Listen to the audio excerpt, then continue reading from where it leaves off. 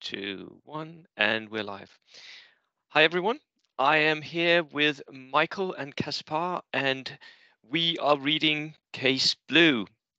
Today, we're going to go over and review Case Blue. I got my copy from Warlord Games. Caspar, you have your PDF copy ready for us to go as well. Um, I've invited these two gentlemen to attend this episode here because Caspar is my go-to person for all things Italian in bold action, and Italy gets some very new and interesting stuff and bling in this book. And Michael, you're here because you're my go-to person about everything that has to do with the Soviet Union, and they also get some stuff. So welcome to the show. Um, Is there anything you would like to say about the book before I describe it? No, No. it's Right. nice. One There's thing a lot of cool things in there. There's a lot of I've cool things. Yeah. I've been waiting for this book for around 5 years. It's So finally here. Finally it's here. finally here. Yeah. Yeah. Caspar, you're a huge fan of the Eastern Front and Italy on the Eastern Front. So this was long Yeah. awaited for you, right? It was, Um, yeah. yeah. And for the rest of us, there's some long-awaited balance in this book. So I'll start by just going over what's in the book, and then afterwards, the gentleman and I we will talk about the additions, the new additions that most of them are for the generic reinforced platoons, by the way, which is cool. There's a new army in here. There's a whole new nation, and there are some theater sectors as well. So all of that we'll go through today. Right. Um, the book itself is a couple of hundred pages. It's 175 pages long, and most of the first part of the book is the Case Blue campaign that you can play. So there's a lot of missions in here. There's a lot of history and fluff. I would term it fluff because for me, bold action is like 40k. But there's a lot of history, and it's really well researched. It was very enjoyable. I sat reading this all the way back from World Open War. I sat in the airplane reading this, and the day after that was also given over to reading. So, and that takes up the first, I guess, 100 pages ish.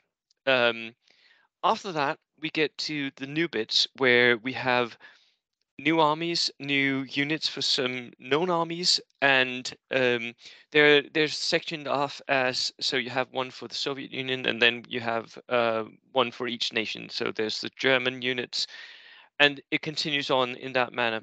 And then we get a whole new nation. After we've got Romanians, Hungarians, um, we've got some new army special rules, which is also very, very cool. And then we got a whole new army. The Slovakian army is in here as well. Can't find it right now. Can you remember what page it's on? I can't find it. It's somewhere here. This is very bad TV right now. About page 117, I think. Yeah, 117. 117, right. Um, so there's a whole new nation in here, which is Slovakia, which took part in the Eastern Front on Germany's side. It was part of the Axis powers going into Operation Barbarossa, and they mostly fought, at least according to this book, because I know nothing of history, even though I teach it. They mostly fought in the Ukraine in Case Brew in the area there. Um, Caspar, you might know more about Slovakia than me on that point. Not really. After the new army special rules, there's a whole bunch of new theater selectors, um, and I've looked over them. Most of them are very like familiar. They're mostly based on just um, variations of the generic reinforced platoon. Um, all of them are designed for the missions that are in the front part in the campaign, and there are a few of them that could be really interesting if you ever attend any event that allow theater platoons. So I think I there'll can be a lot of always Soviet lists if theaters become allowed. yeah, I can already see Michael salivating on that prospect. So that is the book. Overall, it was a very, very enjoyable read. There's a lot of good stuff in here. I heartily recommend getting your own copy. We will not be giving anything away about what's in the book, but we will talk about it. So we won't show you pictures of what's actually in the book. Go and get your own copy. Right. Where do we want to start? Should we start with where the book starts with the new Soviet units, or we should go with Slovakia first because it's the new army, right? Yeah, we can do that. Right. So 117, you said. There we go. Right, armies of Slovakia. For me, it's a very limited roster, like most minor nations. Did you feel the same when you read this, Caspar? I haven't read Slovakia at all. You haven't? No, I know. That's why I'm asking Caspar, because you're Okay. not interested at all. Not at all. Caspar, what did you feel about reading this?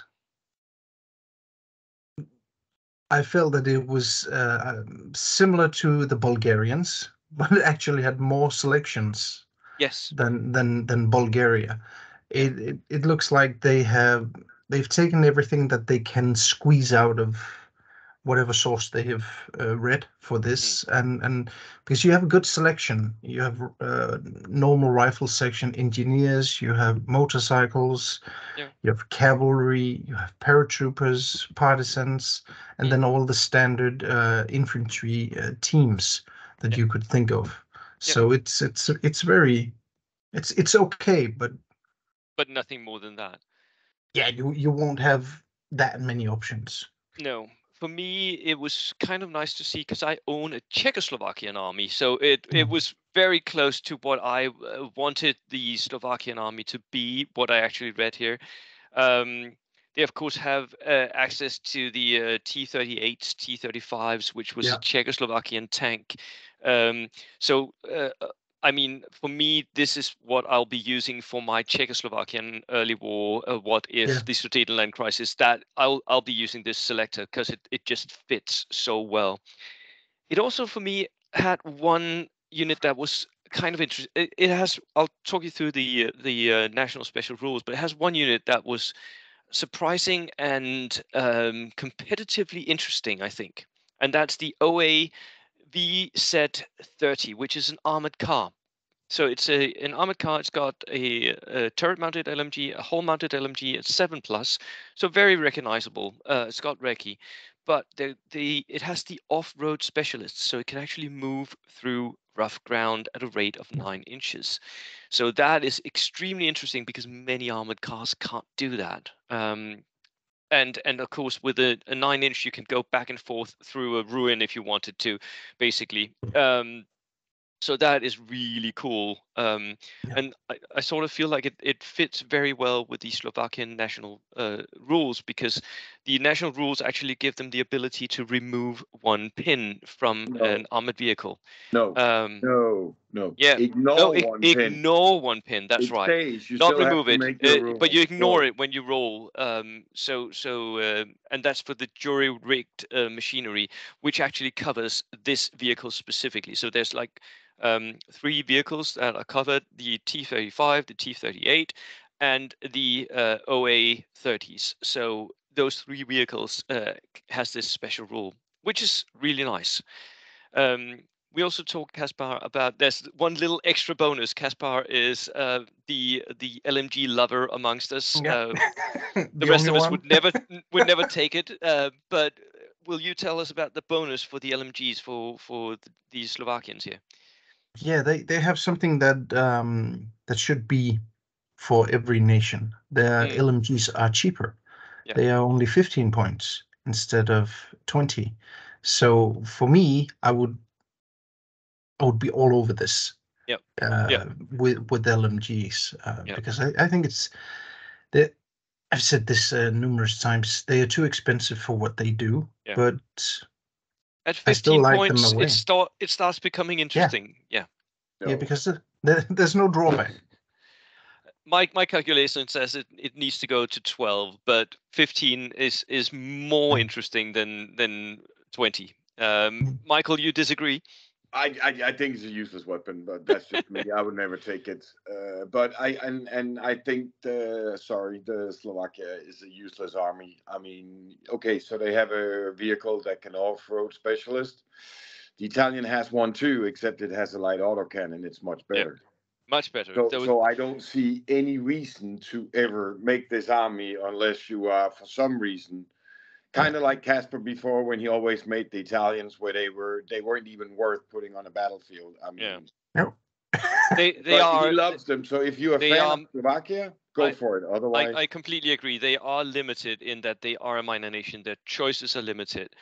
However, there's However, one thing Yeah. that I think is interesting here, because they have one transport option, which is a field car. Yeah. And it actually, for 25 points, you get the transport capacity of 5 men.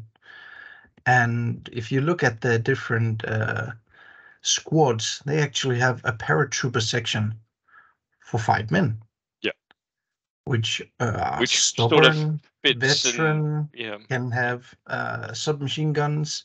You could have 5 paratroopers in this field car. You could. And for a combined price of around 100 points. Yeah. For Or 5 you veterans. could put a flamethrower team and a lieutenant in. Yeah. Yep. So the problem with their paratrooper selection is they have they can do anti-tank grenades, but 5 isn't really enough. Yep. They don't have Panzerfaust. They don't have a flamer, which means you're basically sending a 5-man unit and a G-Buff to die. Yeah, the Panzerfaust wasn't invented for this book. Or yet. That is true. Yeah. Just to be thorough, they also have, the Slovakians also get a rule that says take cover, which means that Slovakian troops that have done their action, if they're shot at, they can elect to go down anyway, which is kind of neat. That's a cool rule. But if they do that, they have to stay down at the end of the turn. So you're missing out on next turn. But there are cases where you might actually want to do that. You're on an objective, you're being shot at. You don't care. You just want to survive. You might want to do that. I'll take that rule with the Russians any day. Yeah. Yeah, that is a kind of neat rule. And they also have a rule that's called limited officers, which for some reason actually gives them extra officers. Yeah. It makes no sense. But the most of the officer corps for the Czechoslovakian army were Czechs. So when the two countries separated, the Slovakian army was left without an officer corps, which meant that the NCOs had to step up. So once per game, the Slovakians, if they lose their lieutenant, one of their other NCOs becomes the new lieutenant, which can be neat in some missions where you have to kill the enemy HQ or something. I don't know. Could be, but it's overall for me, it's a very very minor nation feel to this army, right? And just to finish up the one with going down after you shot, if you if you use that option and you stay down, you do not get to remove 1d3 pins. True. Yeah. Because that can be different whether you get that or not. So just know you do not get that option. Yeah. So basically, you wasted 2 turns to shoot and go down. Yeah. Right. Which brings us to the main event for us three, which is the additions for the major nations. And I think we should start where the book starts, with the new Soviet units. And the major nations and Italy. Italy who finally now becoming a major nation. Yeah. So Michael, you read through the new units for the Soviets. What did you think? I didn't, and I mean, basically, I think they get one great thing. That's it. Okay. I mean, I like the whole anti-tank rifle squad where you can have 7 men. 3 of them can be anti-tank rifles. Yeah. But they have to shoot on the same target, which kind of makes it useless. You're paying for 7 men. You only get 3 shots and your officer. So it becomes a very expensive unit. And I just don't think it's worth having 3 anti-tank rifles in one squad. And I would never, Casper disagrees massively. Yeah, I know he does. But on the other hand, the new Frontnik anti-tank rifle team they got, where you pay 45 points for a 2-man anti-tank rifle team. Yeah. That can forward deploy like a sniper. Now, here we go. That's awesome. Cheap dice, veteran, and you can put it up. Yeah. I mean, that's just a great unit. Really great, especially because it can forward deploy, which means that you actually deploy it after the enemy's tanks have gone down onto the table. Yeah. So you can deploy them vehicles, looking at that tank. Shooting into the side of it. It's just a great unit. I mean, I can't wait to get to use the Case Blue book. What about the new naval observer? Because the Soviets also get access to a naval observer. For you? You know what? I don't even want to talk about it because 99% of all TOs will never allow the naval observer to be in the game. Yeah. Besides paying 180 points for it for one shot. I mean, that's almost 20% of your points. Yeah, it's crazy when it doesn't even have to hit to do damage. But still, if you miss that shot, totally, you just spent 20% on having one guy running around. Yeah. Why in the world would you do it? I know you will, Benny, but you will be the only one. It's not worth it. I mean, I don't even think he's worth talking about at that price point. Not even with the you get to roll 2 dice because you're Soviet for the range. No.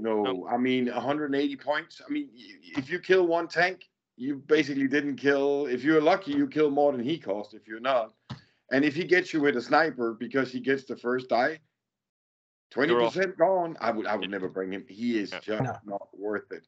No. In my book, he's. I mean, I could see bringing him in like. There was supposed to be a 1500 tank war. Now there I could see bringing him. Spent 200 points out of your 1500 points because when it's all tanks, that could be fun. Yeah. But no, I would never bring it in 1,000 points. So I mean, I just glanced over and go, 99% of all TOs will never allow him because he's ridiculous. Secondly, with 1,000 points, I don't think you would ever pick him. Just for fun anyways. You would bring him just because, okay, let's try him this one time. I don't care how the tournament goes. I know I'm not going to succeed 6 times with him. And when I don't succeed, I lose, but let's try it. It could be fun. Yeah. I would actually argue, again, depending on the points. You would be wrong. Depending on the points, Depending on the points. If you're more than 1,000 points, I actually think that there is a space for this anti-tank rifle squad. Because we're back there. Okay. Yeah, I'm back there. Because you get regulars 50 points. You can buy an extra guy. You'll be 6 guys then for 60 points. And then you add 45 points for 3 anti-tank rifles. Yeah. No transport will drive out in front of 3 anti-tank rifles who can shoot at the same time. That is true. But again, you need a bit more than 1,000 points. Yep. But if you have, for instance, 1,200 points and you can take multiple platoons, I would make one of my infantry squads, one of these anti-tank rifle squads. Give it forward deployment. I'm with you. Yeah, but then they would be really crazy. Yeah, that would be insane. No, I wouldn't spend the points on it. I would rather have the other 3 that can shoot at 3 different targets. Or at the same, as soon as they go on ambush. Anything first wave, they're an ambush before you get in. At least the anti-tank rifle squad is going to compete with other great infantry choices for the Soviets, and that I think is the main drawback for the because I can see the point of having 3 shots at a vehicle that's coming up to you. That Stuart is definitely going to stay away if it can. Yeah. But the Stuart is just going to stay outside of 18, and you. Yeah, it's going to stay at range. Yeah. You know, I mean, and even with 3 shots on a truck, armor 7 long range, you need 6s to even glance it. So it's not that dangerous other than to give pins. And I would much rather spend my points on 3 pins than 1. Yep, true. Now, if it said you could divide the shots up, that would be totally different. If you could Oh, yeah. shoot Yeah, at 3 then it would different be really targets, crazy. That would be crazy. Yeah. Yeah. The Soviets also get a mountain division squad, which hasn't really got mountaineers, which is the big rule for this book, by the way. Mountaineers that treats rough ground as if it was open, which is really cool for those units to get it. But the mountain division for the Soviets doesn't. They're not that well trained, apparently. And 2 boats. Yeah. I don't know how often that comes up, but it actually did at World Open War. There was one table where a boat could have been a thing. I didn't get to play on it with my LVT amphibious vehicle, but you're forgetting a rule for the mountaineer squads for the Russians. well, they have that home ground rule, which they can choose to deploy as the last unit, no matter what gets drawn. Yeah. But it's not worth it. No, I don't think it's worth it because they're still deploying. They're not forward deploying, so that deployment. Okay, you put down a unit of infantry as the last unit. Okay, well, fair enough. So it's not a massive bonus. It is a small bonus, but it's not game breaking, right? No. The final unit for the Soviets is a unit that many nations are getting access to with this book, and for me, that was extremely interesting because I have mine right here. Yeah. My Cossacks. The Cossacks is a new unit that both the Italians, the Germans, and the Soviets get access to. I haven't really heard of other units. Well, mule teams maybe, but yeah. Intelligence officers. Intelligence officers, yeah. Cameraman. Sorry. Cameraman. A cameraman, yeah, true. But the Cossacks are here, and they are, to my eyes, awesome. They're regulars. You buy them for regular points, like 50 points for 5 men. So all that is very well known. You can buy light machine guns or SMGs for the NCO, and you can add 5 men. So you can have a 10-man squad. All of that seems reasonable. Then you can buy horses for them, and I can't see a reason why you wouldn't, by the way. 3 points per man, that's cheaper than if you're buying horses for your HQ. And they have the special rule Born in the Saddle, which so far only the Mongolian cavalry of the Soviets has had. That means they can shoot their rifles from horseback. For regulars, this is a perfect unit of skirmishers in my eyes. They have escape moves, and they can shoot their rifles, and they have the range, and they can even fight close combat. They're tough fighters. Damn, I love my Cossacks. I hate to disagree. You disagree, Michael? Okay, do. let's hear Caspar first, and then you can disagree with both of us. I would love to. Yeah. Right. There are 2 things that you didn't mention. Yeah. They can have anti-tank grenades. They can have anti-tank grenades, yes. Yeah. That's one thing. And you might actually want to consider that because that reach will mean that you can go and sell tanks. And especially if you take them as Italians, because of the special rule that we'll get to later. One other thing, they are tough fighter. Yep. And they are tough fighter even if they're not mounted. Yes, they are. So they get tough fighter for free. Yeah, tough fighter and for they free. Get well, Born in the Saddle for free. They do pay a little bit of a price for that tough fighter because they pay with what's called the Cossack spirit, where they can't be activated by Snap 2s, and they cannot receive morale bonuses for friendly officers. They simply ignore the officers because they're not relevant for a true Cossack. They can do what they want, apparently. Exactly. So that's what they pay for the tough fighter. So you would take them as well, Caspar, I'm guessing. I would, and for flavor as well. Yeah.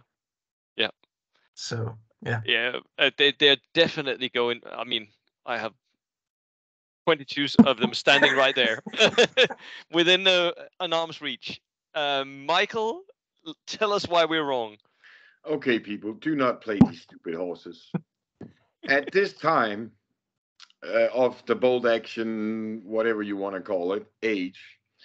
I have played, and I've met 2 people who know how to play horses. They're extremely hard to play, and these 2 idiots are going to lose their horses real quick and figure out it was a waste of points.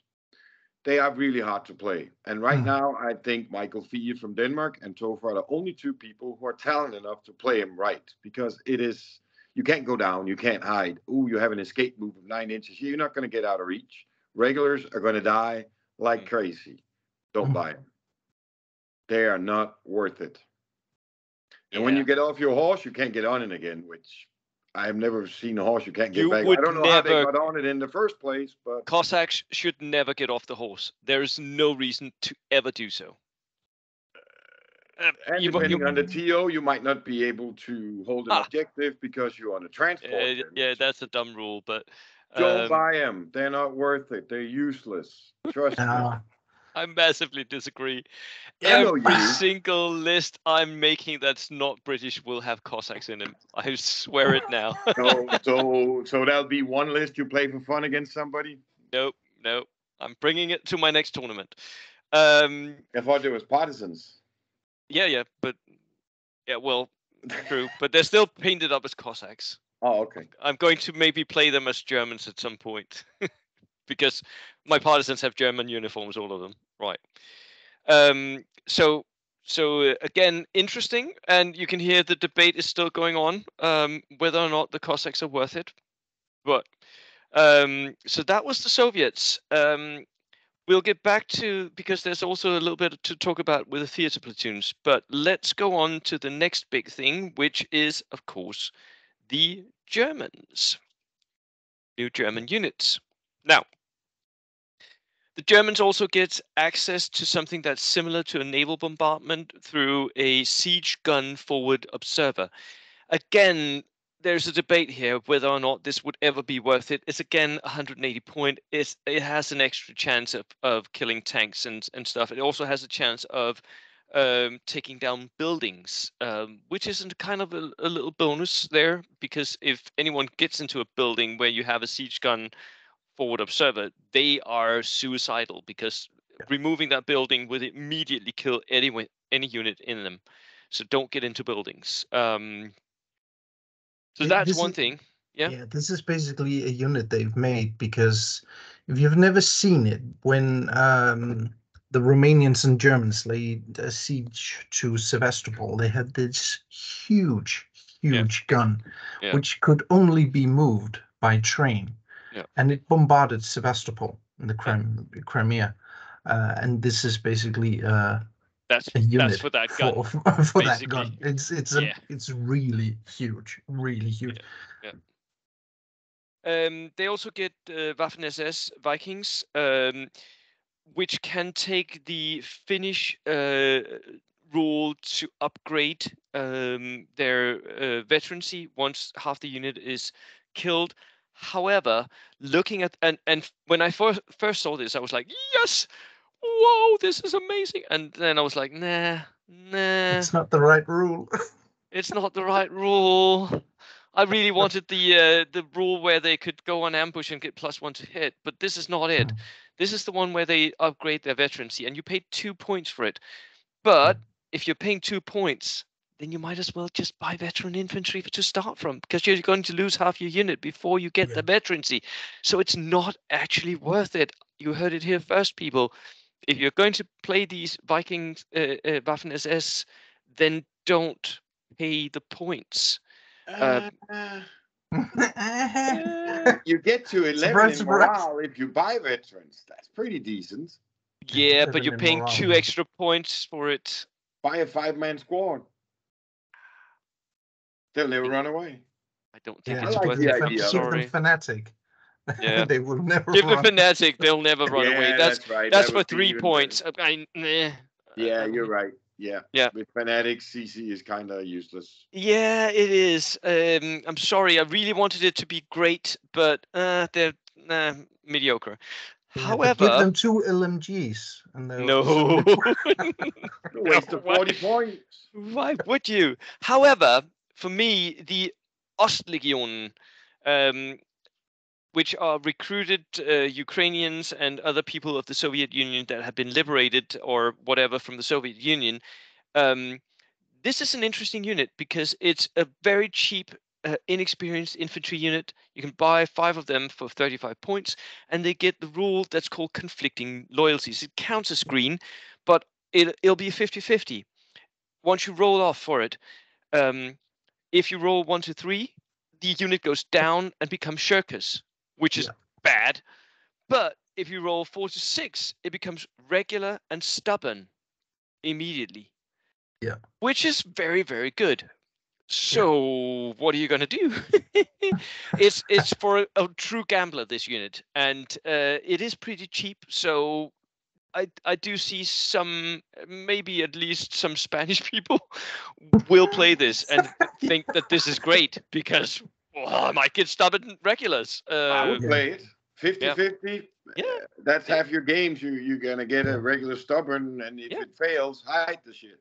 Yeah. I mean, they just stay on an objective, but if they don't, well, you push forward because suddenly they're amazing. Yeah. 10-man squad for 70 points. That might become regular and stubborn. And stubborn. That's great. It's really great. And then they get the Gebirgspioneers, which are mountaineers with flamethrowers, basically. So they have the mountaineer rule. And they have explosives as well. That's right. So they can actually blow up terrain. There's a whole rule for it where they have to be at a terrain piece. Then they place the explosive, have to move away, and then they can blow up the terrain piece. So houses and whatever can get blown up. Buildings, bunkers, bridges, and minefields. Tank traps. It's a 4-inch HE. So not nothing. So don't be in one of these when they blow it up, because that'll hurt. The combination of being able to take flamethrower and having mountaineer, it's also very, very good. It can be deadly. It can be deadly, and it means that you can treat all rough ground as open. So you can run through rough ground if you need to. That will mean that if you're on foot, there'll be situations where you're on one side of rough ground and you run through it, and then you can, next turn, if you get the first order dice, you can push them up and deliver the flamethrower. So these are more likely to be pushed up on foot than your regular engineers that are most likely to be in some sort of transport. These can be on foot a lot better, I think. So these 2 last units here for me are the standout units for the Germans. And they're not a massive benefit. I agree, Michael. I can see your face. His face. They're not a massive benefit. It doesn't change Germany massively. Germany is not the nation that gets the most benefit from these. But it's nice little bonuses that you can take if you want to, and that can play a little bit. Now, main event. I want to say something here. Before you move on, because I mean, I love the fact people sit and investigate and write this stuff, and they do a great job. But I would very much like them to explain to me, why are you putting in an explosive in the game that's going to take you 3 turns to use? 6-turn game. I mean, it's just stupid. Sorry, guys, but it is. I have actually seen it used once in a competitive game. Once. Yeah. I mean, I think it's a lot of points to spend on 3 turns to do one thing. Yeah, but I think it's a rule or an ability that is put in the game for those who play camping games, where you need to blow something up or something like that. Then make the squad so I can take that ability off, so I don't have to pay for it on a good squad. Yeah, because it's useless in a regular bold action game where it's not 8 theater list game, because you will never. But you're not. Once with all the tournaments you played, once is not a lot. No. But I don't think you're actually paying that much for it. You're paying 1 point for it. Yeah, you're paying 1 point. Too much. Yeah. And by the way, of course, the Germans also get access to the amazing Cossacks that you should always take. Never. Crappy unit. Trust me. Right.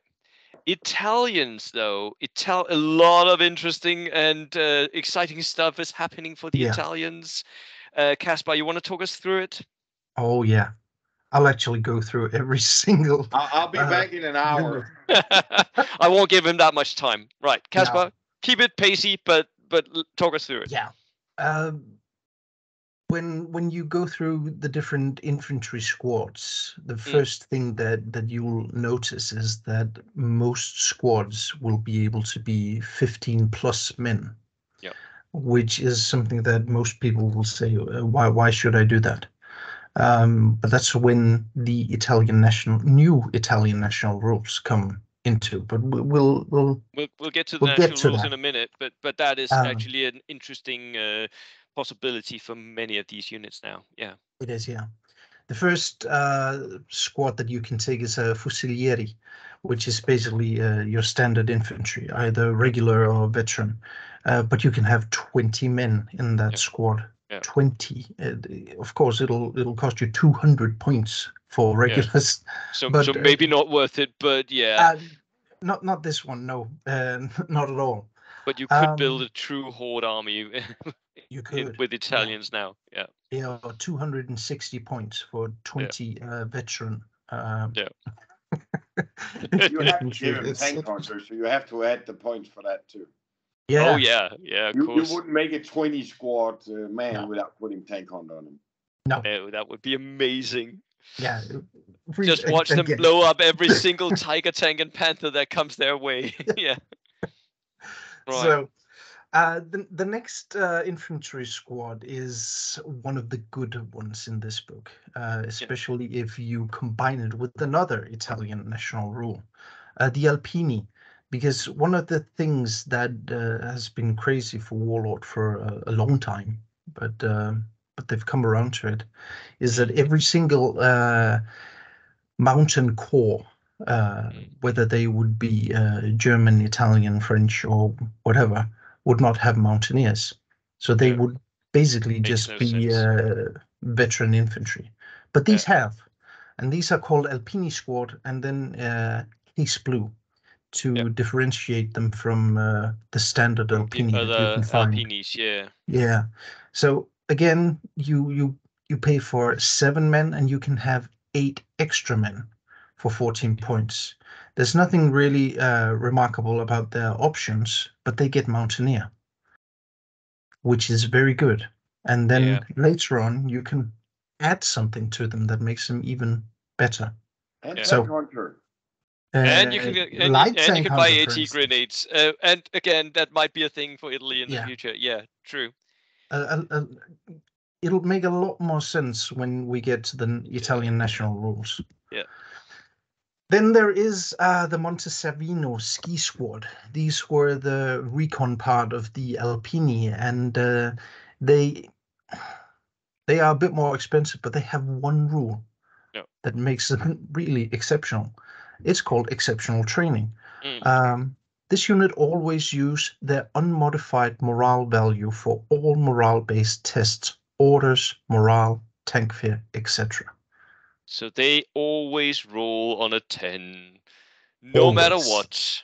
They can take that flamethrower. They can take those pins. They don't care. Yeah, and they're mountaineers as well. Yeah. So the only thing preventing me from getting these is I can't find any models that I think are suitable for them. so I won't take them. And then you need to add skis or Yeah. So then next unit is the Bersaglieri. Again, they're actually a bit different from the regular the normal Bersaglieri squad, because they can only take 1 LMG, which for most people doesn't really matter, because you can take 2 in the Bersaglieri squad in the Italy and the Axis book. You can take 1. One thing that is different is, again, you can take 16 men, which might make a lot more sense later on. And now we come to, for me... And motorbikes. And motorbikes. Don't ever take those, by the way. Don't. No. Not until you get new rules for them. Don't take them. Yeah, I agree. They're way too expensive. Yeah, they don't do a thing. Yeah. The next unit is, for me, actually the best new Italian unit that you can take. The Black Shirts M Battalion Squad. These were Mussolini's favored sons, if Yeah. you can say that. These were the veteran Black Shirts from North Africa Yeah. and from Greece who were sent to fight in Russia, and they received special training. And rules-wise, that means that they are tough fighter, Mm. and you pay 1 point more for them. Yeah. But you can have, is it 18 men? Mm. And again, you have the option, which we'll come into later on, to actually do something more with them, which makes Yeah. them really, really crazy. Yeah. These will be able to stand up to Gurkhas or They will. Polish Lancers. Yeah. Yeah, Yeah. which They is will. really, really crazy. Because So, right now you're buying them veterans for 9 men. You pay 126 points, and they are veteran tough fighters. So yeah, that combination is a little expensive as is, but as you said, they become even better. you get So a lot of free points you if you get a pick the right lot of rule. extra bonuses. Yeah, Yeah, you do. yeah, Right. And then comes the one that everyone's been yeah, talking about on the internet, the Cavalleria. yeah. This is a squad they've made because allegedly this Yeah, was the last cavalry charge yeah, in the world, more or less, yeah, at least in on the Eastern Front, where Italian cavalry wiped out a whole lot of yeah. I Russians think it just by was 2 or 3 assaulting them. battalions that they Yeah, actually charged, sabers and grenades in hand, and then yeah, just on horse charged yeah. into them. Yeah, And the rule that they talk about is the one called Karika, I think. yeah, Instead of regrouping after any successful close quarter combat, the Savoy Cavaliere unit can immediately be given a new assault order. Roll for the order test as normal. This can be done once per game turn. yeah. So you can charge 2 units Per turn. per turn in one order. It's really, really crazy. That is ridiculously powerful. Yeah, It really is. Although everyone should remember that that unit gets to respond. yeah, So if they haven't gone yet, they can do defensive fire. yeah.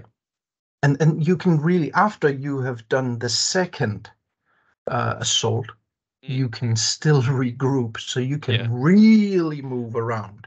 yeah, you can. But they are very expensive. 16 points per Yeah, man. yeah. And So this is one of the, Michael, you said that horses were not worth it. Are you still convinced that this is not worth it? This is the closest thing I've seen to worth it, but I want to see somebody charge 2 units on a regular before I'm convinced. Mm, I think this is close to being the most useless unit Italians have gotten because, as you just said, if you charge in, and they get reaction fire. mm, Okay, you paid for 12 men. If he has 10 shots, he will hit on half of them. He will kill 2. Now you have 8 men. mm, 10 men left. I think you can make a 12-man unit. Now you have yeah. 10 left. Then you charge another one. It might be a bigger squad. You lose some more. mm. Now it's time to get to the point where your squad ain't really worth it anymore. And you Yeah, spend a lot of points. yeah, Yeah. Now, if you consistently can take out 2 units with it, I'll be convinced. What I think is going to happen is you're going to spend a lot of points, 16 a man, on getting 12, because if you don't have 12, basically every time you face a Brit, they're useless. You're not going to charge a Gurkha squad with that if you No. don't no, have at no. least 12 man. You're not really going to charge the Polish Lancers either, even though there's not many people playing them. But I mean, I'll face them with my scout squads. Come on, let's go. Let me get my 10, 12, 14 shots at you before you go into me, and then do it twice and let's see how much you have left. If I take you out, basically we had the same. If you take one of mine, I take yours out on the second. I'm off better than you are. So I have a hard. It's a cool rule. It really is, but I have a hard time seeing them really using it. Now, if you can get to the back line of somebody and charge their artillery and their mortar teams and stuff, then you can take it all out in 2 turns. Yeah. If you can find a player that is bad enough that he will allow you to do that without protecting them, then they're worth it. Yeah. You should outflank with these. You should outflank, or at least you should run up along one flank of the table and try to get into people's back lines, because that's where they all shine. Yeah. If you outflank with these, the cheesy player will take one of his big squads and put along the line like the cheesy players do. And the players who are not cheesy will have 1 or 2 guys on ambush. So when you come in, you're going to get 20 to 30 shots. Let's see what you got left with your charge. And then if you don't get the first eye because you can't charge from outflank, let's see what happens when he shoots at you again. Let's see how many charges you're going to make with it. I don't believe in it. Just the fact that you can't go down. I think down is one of the most valuable dices in the whole game. You can't do it. I don't like it. This squad is gonna. Your opponent is gonna give it so much attention. Yeah. Really, so much attention. So you can. It's a bit like having a big tank. Yeah. You use it to. To sort of feign whatever you're doing with your other squads. Yeah, but the thing is, when you go out to the big tournaments, like we were just at VOV, they're not going to give that. They're not going to give that as much attention as when you play a casual game, because they're going to see what it is and they're going to know when to attack it, which is going to make it a very expensive, useless unit. Maybe like a big tank. Yeah. Now the other ones are. They're great. I think this for me suffers from a little bit of what we've talked about before with Death Star syndrome. There are 2 ways to run this, in my opinion. Either you run it as a 6 to 8 man flanker unit, where you push 1 up each flank, or just 1 flank, and try to get into the back lines, or you make a big squad and you just push it through the center, hoping that the enemy will focus everything on it. And use it as a Death Star, because this is one of the rare instances where I think a Death Star could potentially work. It doesn't really work in bolt action most of the time, but the reason why it doesn't work is in a turn, with most units, you can only kill 1 other unit. This unit can kill 2 a turn. However, I agree, most good players will quickly figure out how to play against this. And I don't think, even though I've seen a lot of people buying Italians right now, I've seen a lot of people buying Italian cavalry, by the way. Yeah. Many of them good competitive players. So I think a lot of people will play around with it. I think they'll quickly find that it's maybe not as massively game changing, but it is making a big splash in the interweb. Because if you take the 12-man squad that Michael says, you're paying very, very close to 200 points for it. Which is a lot for a single unit that's only 12 men. And you just make sure that whatever is within your units that it can charge on the second is a tank. Now, if it could take anti-tank, it would. Now we're cooking. But no. Yeah. I'm looking forward to seeing if any of the competitive players can get it to work. I don't believe in it. Yeah. But I think we might see a few Death Stars going into major tournaments. Yeah. I think so. But I'm not sure how well they'll do. But I think we'll see a few. Right. Anyway. Yeah. Next squad, Croatian Legion. Yeah. Again, there's not that much special about them. They have one special rule. They're veterans, and again, big squads. 9 men you buy them, and then you can add 9 men. But they have the Croatian Pride special rule, which means that when this unit passes any U-Man Snap 2 action order, then they remove 2 pins instead of 1, which is good. But not game changing, because how often do we actually snap 2? exactly. If Yeah. you're very With good this at unit, using you would do it snap every two, time. yeah, You would have your lieutenant behind it and snap Yeah, two. just snap them. Yeah. yeah, you could do that, yeah. Yeah. So But other than that, they're just a regular veteran unit, so not massively game changing, different or anything. yeah, Then they also the Italians also get a few new artillery pieces. Not again massively game changing or No. what? No. no.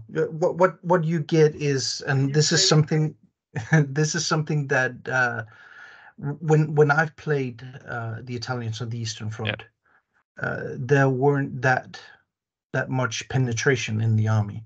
Mm. With this 75/32 Modello 37, you get a medium anti-tank gun, Yeah. which is versatile, so it can also fire as a light howitzer for 80 points. Yeah. Most people will still argue that for 80 points, you buy a medium howitzer. Yeah. You do. There's no real reason to buy this. I like this gun, but then again, I like an anti-tank gun. The next one is so much better. Yeah, Yeah, but it's still not massively good. Oh, it is. How? yeah. Okay. Oh, You, come on. just the fact that the Okay, unit. let Casper tell us what it is, and we can argue about it. This is again, I might butcher the name. Voloi, horse artillery, which is basically something that, as it says in the text, you would see in the 19th century battlefield. Yeah. So this is basically horse-limbered artillery, and it's a light howitzer. You can only buy it as veteran for 65 points. It has 3 men, fixed gun shield, team weapon, and then it has this volaire or whatever it's called, battery. When given a run order, this unit may move up to 12 instead of 6 inches, which makes it highly mobile. No, Shake your head. It's awesome. it's not. No. It's still No. fixed. It can't shoot while moving.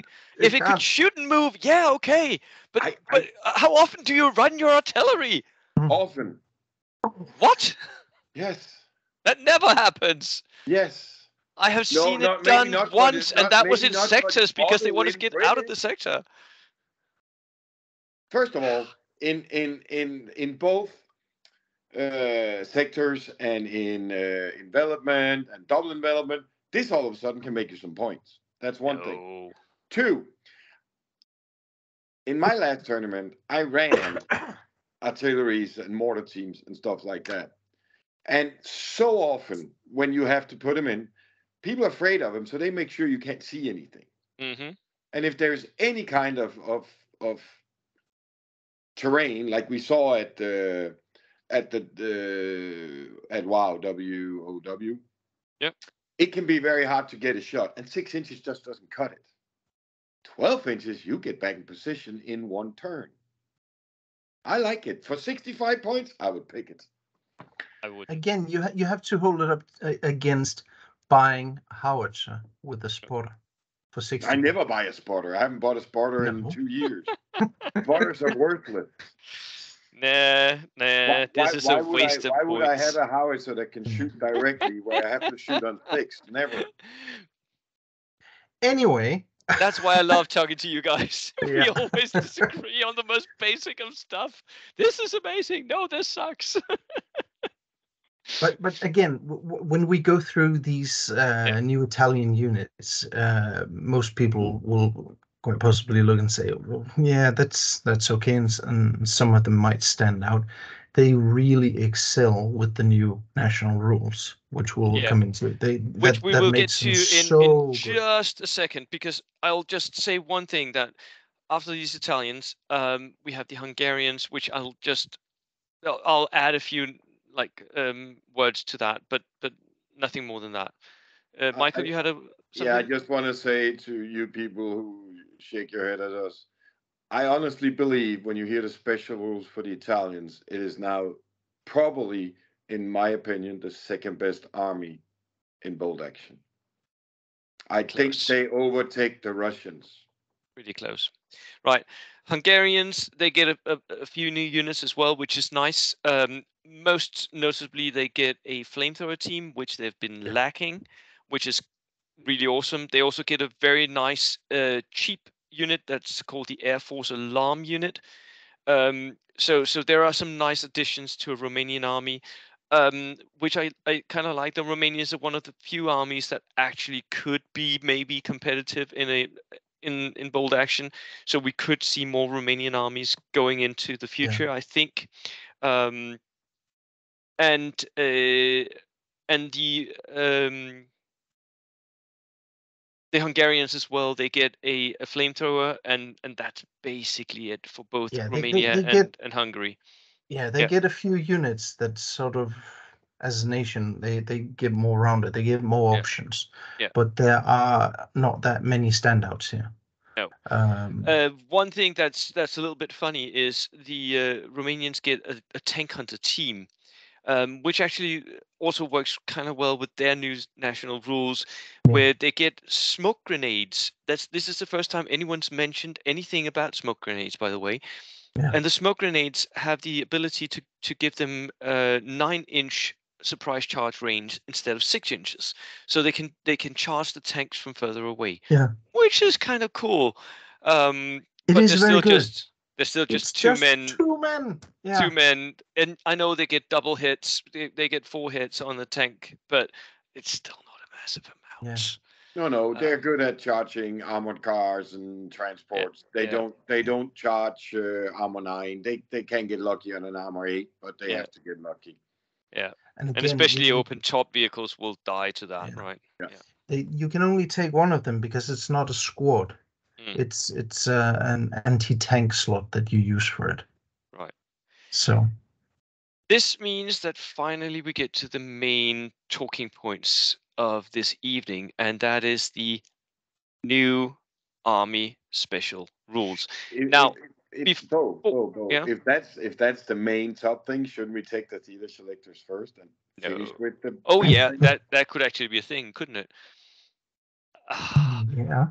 Okay, let's talk theater selectors though. Then, reading through the theater selectors, what stood out to you guys? Well, for the Russians, I have 3 that I think stands out. The rest is just crap. Okay. They have a Soviet airborne reinforced platoon, and what makes it stand out is, of course, special rules. So, in lieu of the free squad from the Soviets, quantity has quality of its own rule. All veteran units in the force instead receives tough fighter and anti-tank grenades for free. So you give away a 12-man squad to give everybody tough fighter and anti-tank. Now, that's huge. Yeah. So that's a decent new theater list. And you can take. Sorry, Casper, you showed it out. Casper died. Yeah. 8. Oh, you can take 8 squads instead of the normal 6. That is true as well. So you can take a lot of units. Yeah, you can.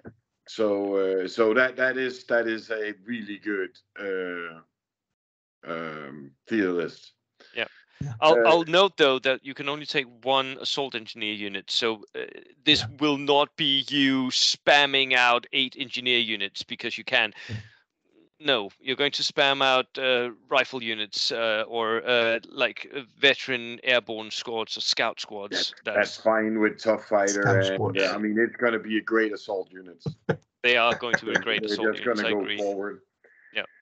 Then they have a Rostov NKVD motorized reinforced platoon. Yep. Which has a special rule called fight or flight. Which you have to upgrade all units to fanatics or downgrade them to shirkers. So everybody in this squad becomes fanatics. Well, you're paying the points for that, so you pay 3 points for it, or you can gain 3 points, and it's everybody. Every unit you have. So, and as far as I understood, I mean, everything. So your vehicles get set, everybody.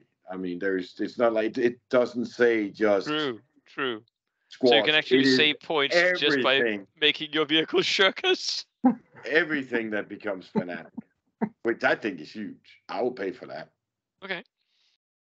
So, and then the last one, the best one, which Yeah. it's ridiculous. Mind-blowingly good. And if you ever see another theater list where it is free for all, not like Alistair's where everybody has to bring one, but if you see a free for all, I'm guessing this is going to be 90% of it. Yeah. The trans Caucasus, whatever, reinforced platoon, Trans Caucasus reinforced platoon. Yeah. where you can buy the train. If you have bought a train before the game starts, you can place train tracks from one end to another. So from one corner one to table another. edge, your own, to another adjacent table edge. So it has to be touching. So one of the side edges, basically. But that still means you can go from your left down corner to your opponent's corner, straight across the table, which is dumb beyond belief. Okay, but go on. And you can buy up to 6 train cars. Yeah. We haven't talked about the train cars here. Anything from light engine tank, light autocannons and everything. I mean, it's ridiculous. The train cars are so monstrously good. It's insane, and you're buying them for extremely cheap. Let me just, while you're talking through this, let me just go and see if I can find one of the train cars. I like the fact that Michael says this is the best there ever is. And the first line in the description, the Trans Caucasus front was one of the weaker Soviet fronts. It is not. It is not. It is definitely not. Not with the way they made it. All your train cards has armor 8. They no. Just let me just read just one. The engine, because you need engines for your train in order to push them. And there are different, you can buy artillery wagons, you can buy flak wagons with autocannons, what have you. They're all really good. But an engine train, like to pull the train, you buy it for 15 points. That's regular. You get 4 flak-mounted MMGs. 4 flak-mounted MMGs. For 15 points. Yes, they're flak mounted, so they can only shoot airplanes. But what? For 15 points? Michael, insane. I'm not going to paint a train for you. Of course you are. You are going to paint a train for me then. Because I need one of these. I was going to tell you. You can buy a Lego version. You can buy a 10 point. You can buy a flatbed truck that can pull 12 men or an armored car. You can have transport for your armored cars. It is ridiculous. For 10 points. It's ridiculous. What? And the artillery wagons has it has turret-mounted medium howitzer with MMG, 2 left-facing hull MMGs, 2 right-facing hull MMGs. It's armored all round. Pen modifiers do not apply. It's insane. It's just so good. So it might be the weakest, but in bold action, no, it's not. No. It's not the weakest front. It's going to be one of those lists that they're going to have to say, no, you can't bring that. You can't bring that, yeah. Right. What about the Italian platoons, Caspar? The Italian theater platoons? Yeah. There are only 3, and I'd so hoped for more. But again, they are a bit interesting. The first one this is basically Warlord making small corrections to their standard Eastern Front selector. There's not much new in it, more or less only 2 things that quite correctly you can now take an Autoblinder 41, an AB 41, which were in Russia, but were not available in the original selector. And you cannot put, if you use an AA truck, you cannot put the super heavy anti-tank gun. And that's more or less it. Everything else is just the selection of 1 for everything. So there's not much new in it, but it's more correct, if you can say that.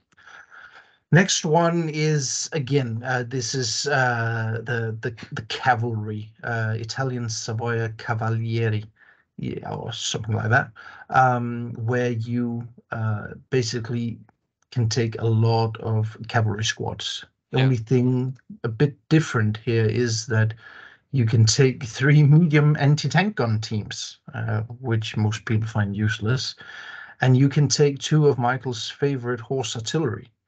But you are very limited in this one. You don't have any kind of vehicles at all. It's not something that I would ever play. No. One thing I would play though is the Alpini Corps reinforced platoon. And if you have ever heard about what the Alpini did when they were encircled by the Russians, then this is the one that you want to play. Yeah, they were the ones that fought their way out of the encirclement, yeah, right? Yeah. They were, yeah. At huge losses. It's not the best, but it's No, it does have so thematic, and there are some good things in it. Yeah. You are limited in your mandatory squads for Alpini squads or these Montesavino ski squads. No. Then you can take 8 infantry squads on top of that. So that's 10 in total. 10. 10. And so this is an infantry heavy, and I really like that. It does lend itself to some very interesting horde-like infantry heavy armies here. Yeah, because this is either Alpini squads, Fucilieri squads, Montesavino ski squads. Then I'll jump over one. The Guastatori Destruction Group and the Guastatori Support Group. One of each of those. And then you can take this little thing called stragglers, which are, again, one of these multinational units that we didn't go through because they're not available to generic reinforced platoons. Yeah, but they are extremely cheap and not really useful for anything but being shot down. No, but if you are really a cheesy player, you can do something really crazy with this, because one straggler unit takes up or gives you access, or let me twist that. 3 straggler units only use 1 infantry unit. Selection, yeah. Yeah. So instead of having 8 extra infantry squads, you can actually have 24. Yeah. Which is really crazy. Mind-boggling, yeah. Yeah.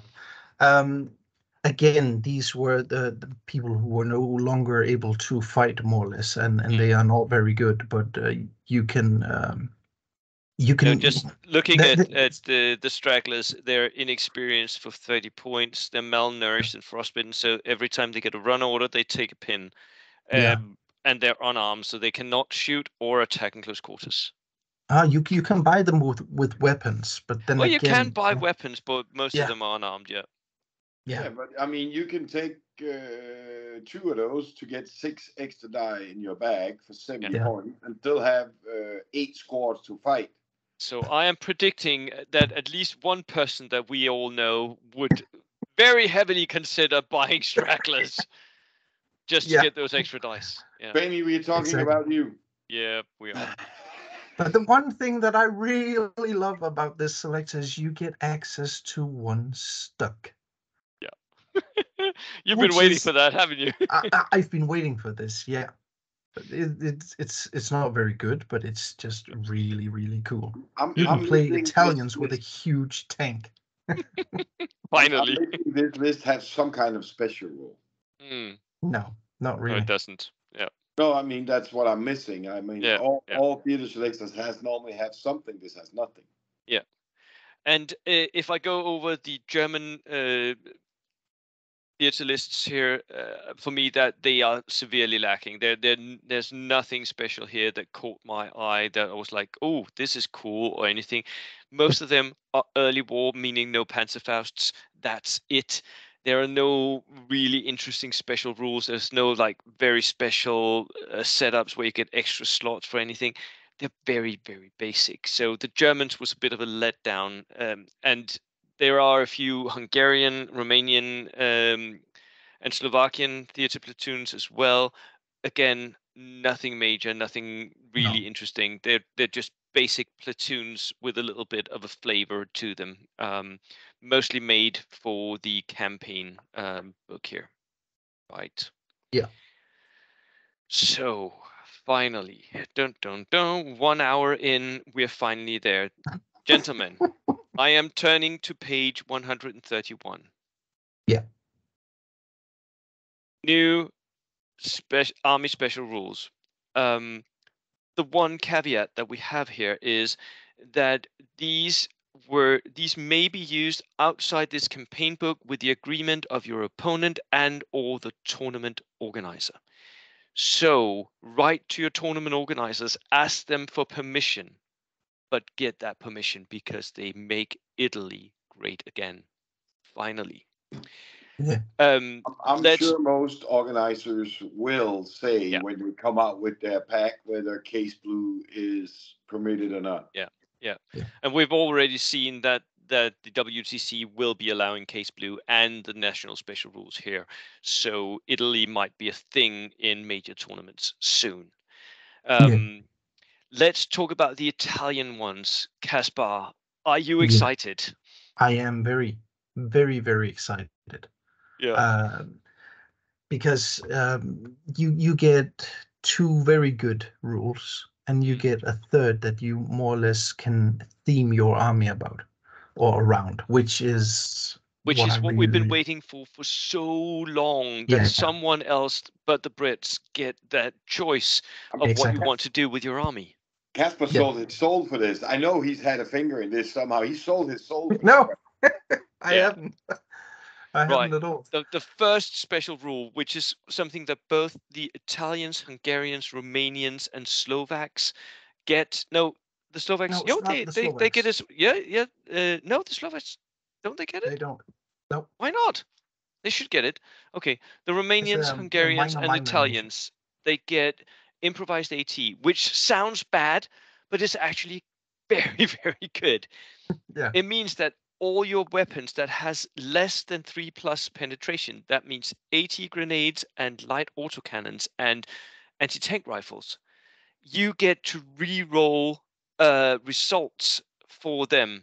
So when penetrating, so you get to re-roll the penetration roll, which is amazing.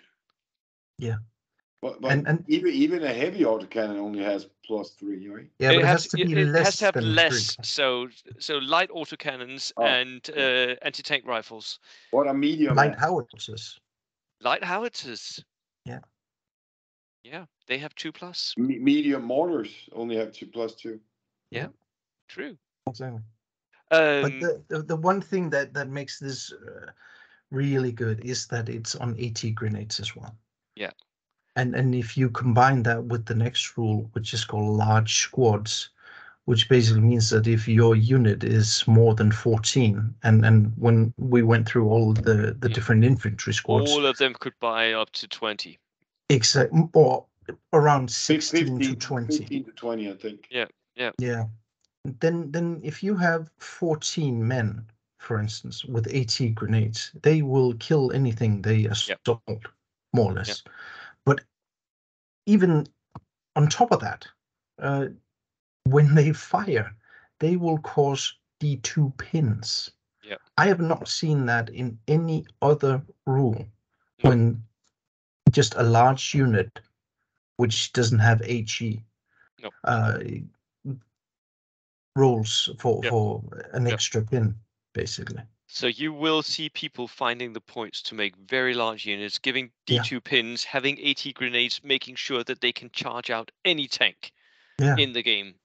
And at the same time, because they have that improvised AT, so they'll re-roll the penetration roll if they're even. I mean, so that is an amazing combo.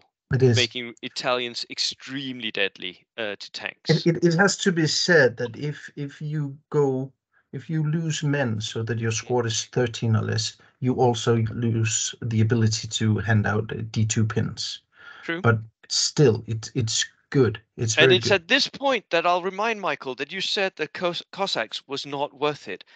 Italian Cossacks with AT grenades? Yeah. That 12 men. No, I don't need to be 12 men. I just need to charge that tank. I'll get to it. Okay, so Bo, I've had the Mongolians for the Russians. How often do you actually think you get to charge a tank? Well, let's take your opponents from the VOV. How many of them are going to put a tank within reach of you? a lot of them they did, but then the VOV right have, now, no one had AT squad. grenades. No one No. had. So yeah. No, I think that there is something here. But what really makes the new Italians extremely good is that there's no downside, which was the thing for the old Italian rules, right? Instead, you get credere, obedere, and combattere, which you can choose between. Those three rules, so that you have improvised AT, which is good, large squads, which is good, and then you get three rules that each of them synergize really well with one type of infantry. So talk us through them. Yeah. One of the new units in this book is the Black Shirts M battalions, which you could take, I think it was 18 men, and they were tough fighter. These squads and regular HQ units, officers, medics, forward observers, gain the Fanatics special rule. Now you don't even need the anti-tank grenades because no, not really. They don't care about charging. It's really imagine tough fighter Fanatics in maybe 15 guys, veterans. Nobody will want to assault them.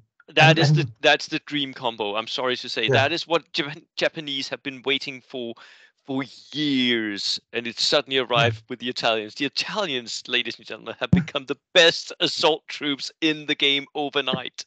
That's insane. And if you don't want to get close to them, as long as your squad is big, you hand out D2 pins every round if you just shoot with them. If you put these on an objective, nobody will be able to remove them.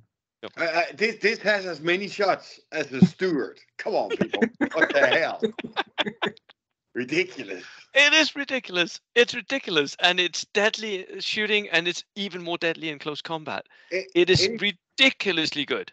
Anything you run up to that squad will die. Yeah. I mean, you can't even go up and flame it. Just going to be like, what do I care? I'm on fire. Kill you. I mean, it is ridiculous. I'm serious. I think Italians are now the second best nation in this game. I since this book came out, and it came out 5 days ago, I've been making numerous lists. And one of them contains 3 15-man squads of these M battalions with anti-tank grenades and Fanatic. That's 45 men with Fanatic. That's 135 free points. It's like a triple Death Star. It is. So it's, and I think actually you should run it as a triple Death Star, because one unit might get pinned down, but then the second unit can move up and charge whatever is threatening you. How are you going to pin down a Fanatic? You can. You just give it a pin. Yeah, you give it a pin. Yeah. You still need to do a check. That's right. Yeah. They haven't got Bantai, which is always something. Then we have go for the FAQ for that. Yeah, we'll wait for the FAQ. Then we have Obedere. These are the ones that I really favor. Yeah. The Alpini, which were veteran, and they had Mountaineer. Yeah. And now they gain Stubborn as well. Which is really good. And if you buy your HQ units as veteran, they gain both Mountaineer and Stubborn. Yeah. So you have a whole army that can ignore terrain on the table suddenly. A lot can, yeah. Yeah. I've ordered some figures, and I'm basically going to try and run 5 of these squads it's only your headquarter that gets mountaineers. Your regular squad doesn't. But the No, it's Alpinis only have veteran. it. The Oh, they have it. Alpini Oh, yeah, of course they from do. Case Blue have it. So you have a whole army that's suddenly ignoring all terrain. Yes, but did you win the lottery or something? No. How much did you pay for this? Seriously. It's ridiculous. And finally, as if that wasn't enough, you can choose Combattere. Yeah. Which again makes another type of infantry amazing. Yeah, because I just saw your video from, I think it was today or yesterday. Yeah. Where you went through the national special rules. Yeah. Exactly. And you said the best national special rule there is fire and maneuver. Yeah. And with this one, all your Bersaglieri, which are the coolest soldiers in the entire bold action environment, because they have these cockerel feathers. Yeah. All of them gain this rule. Yeah. If they use rifles, they don't suffer the -1 shooting penalty. And so again, you should always use rifles on your Bersaglieri. Yeah. And again, if you buy veteran HQ units, the officers, medics, and forward officers, they gain this as well. Yeah. But again, veterans running around with rifles and having the fire and maneuver, it's so good. It is so good. It's so for me, it was actually hard to choose between these three. Yeah. But again, if I should rank them, the best is definitely the black shirts and battalions. Yeah. Gaining Fanatic for free, it's crazy. Yeah. The second best especially is especially the synergy with Fanatic Tough Fighter. That combination is the dream combination for me. Yeah. Yeah. Depends on what you want to play. It really does. Exactly. That's my problem. It really does, because the Alpinis are really cool because suddenly you control the terrain.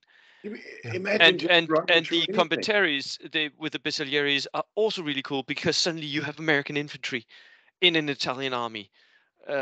All of them can do really well. Yeah. I mean, if you want to stand at a distance, you're gonna take the Combattari. If you want to be able to surprise people, you take the Obidari. And if you want to be like, hey, come on, buddies, let's see what you can do, you're gonna take the. It's ridiculous. It's so good. It's so good. I mean, I think they have been so mean to the Italians that some of the Italian people have wrote Warlord and said, "What the hell? What are you doing with us? Why are we so weak?" And Warlord went, "Uh-oh, we're going to lose some customers. Let's beef them up." And they went, "Okay, how much can we give them? How much? How much?" And they gave them everything. Yeah. No, I think Warlord finally realized that it was not good to have a major Axis power that was so underpowered. Now I'm just waiting for them to do the same thing for Germany, basically. And the Russians. Oh, and the Russians, and then the Brits. The Brits need more love now. The Brits needs to go down. The Russians only have one special rule, really. I mean, they don't have any good special rules. Yeah, true. Yeah. So anyway. you heard it first here, ladies and gentlemen. Buy this book and get yourself some Italians, because they are suddenly amazing. That is going to be the new. That's going to be the new thing. I guarantee you. Yeah, it is.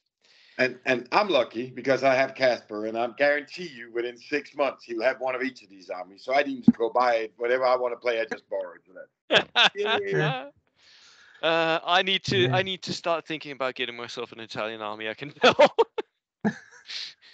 Because Anyway. Yeah. Anyways, so yeah. Thank you so much for appearing on the show and for talking us through all of this. And Casper, congratulations on suddenly having the best army in bold action.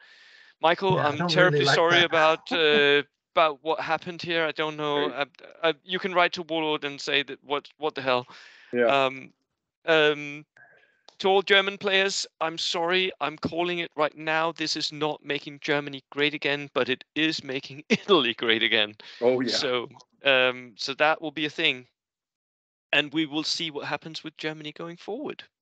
Right. Do you guys have any final words? None other than condolences to your wife and 2 children. They are now moved down a spot. Case Blue will be on top, will be the first thing that gets saved if there's a fire. Oh yeah, definitely. That is it. Yeah. One thing, even though we didn't go through them, but the new Hungarian and Romanian as well, very, very good. Yeah, they are actually, and because they also get the improvised AT, that for me is the main thing. Yeah. Making So autocannons ridiculously powerful. really good for Hungarians, for instance. Yeah. Yeah. So that was it for today. Thank you everyone for tuning in. Cheers. Have fun. Later. Bye bye.